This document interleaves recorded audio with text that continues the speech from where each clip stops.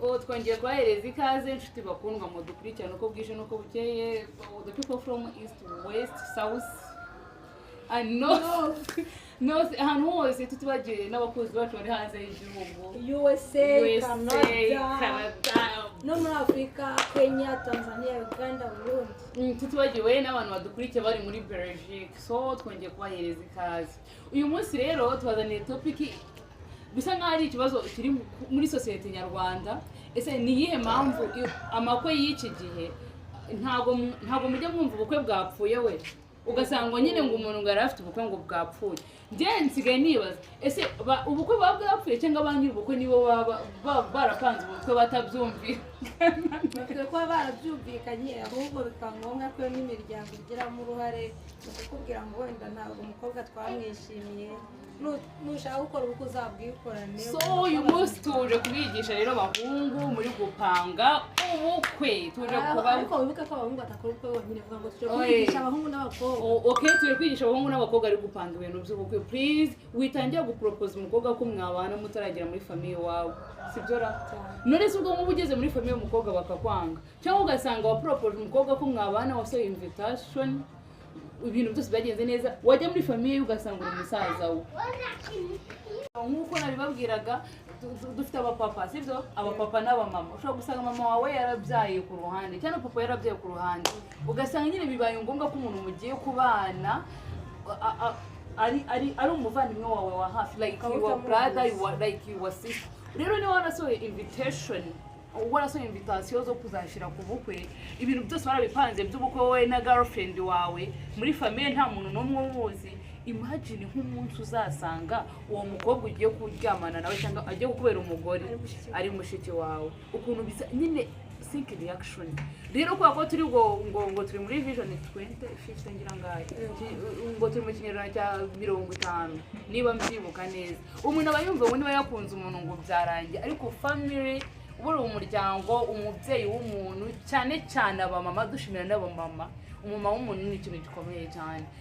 Before you kutekereza gukora icyo kintu, kubwira umukobwa ngo muzabana, ase ubundi wamujyanye iwanyu, aho ubundi muri iyi minsi ni uko bavuga ngo ababyeyi nibo baha umugisha urugo.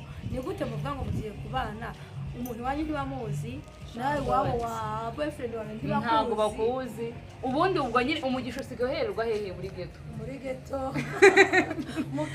mu kabare. So please reka dukeneye u Rwanda rw'abanyarwanda, u Rwanda rw'abari b'abanyarwanda, n'u Rwanda rw'abahungu tuvuge bimanzira baratwira, n'u Rwanda rw'abahungu bazima, n'u Rwanda rw'abahungu bazima. So please rero kugira ngo abantu babe bazima, kugira ngo abanyarwanda twese tuba abantu badasanzwe, tugomba kujya dukora ibintu biri kuri gahunda.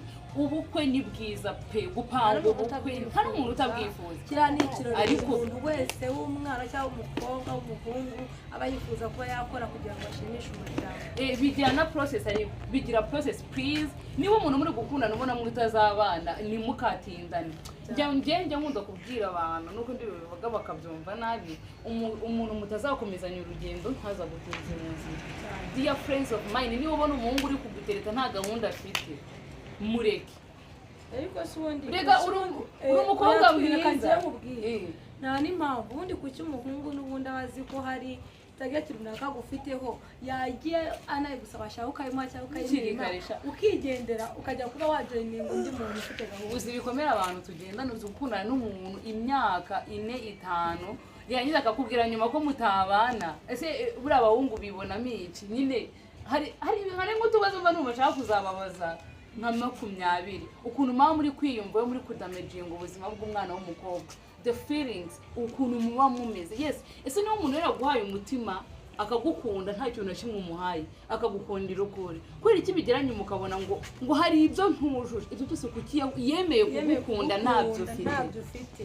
Nawe byibaza umva ukuntu nyine abantu, ahubwo umuntu amaje kukurambirwa yo kubonye ibyo yaragukeneyeho, the best decision ahita taking ni ukuvuga ngo umva sheri reba iwanyu bafite amafaranga, kuki yemeye kugukunda ayo mafaranga nayo ufite.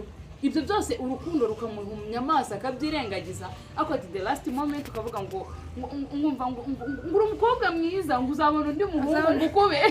Kandi mbere yuko umenyana nawe n'ubundi abahungu bari bahari sinzi nakubwira gatwi ubundi kuba mukunze nyine ubizi ibyo bintu byose nyine n'ubundi wenda bifite hari n'ibyo mugomba gushaka nawe nyine mumaze kubana ubundi nyine kucyumva ko wafata decision nyuma kubera ko umaze kumugira amatiyo yawe cyane rega iyo umuntu amaze gukubona y'icyo ashaka birumvikana bagomba kugushyira aside ariko uzi ukuntu ako kantu karyana ugakundana n'umuntu ubizi neza ko nta modoka agira ariko nyuma akakubwira ko ukwiriye umugabo ufite imodoka kandi ujya kumukunda ntabwo ari uko wa mugabo ufite imodoka wenda mutahuye nuko ari wo umutima wawe wahisemo ariko nanone nkabona ibi bintu biterwa n'uko abana b'abakobwa dusigaye twarafashe inshingano z'abagore tukiri batoya umuhungu muratetana ukajya iwe mugasambana njye niko mbyita sorry mugasambana ukamwogereza ibyombo ukamutekera ukamukundira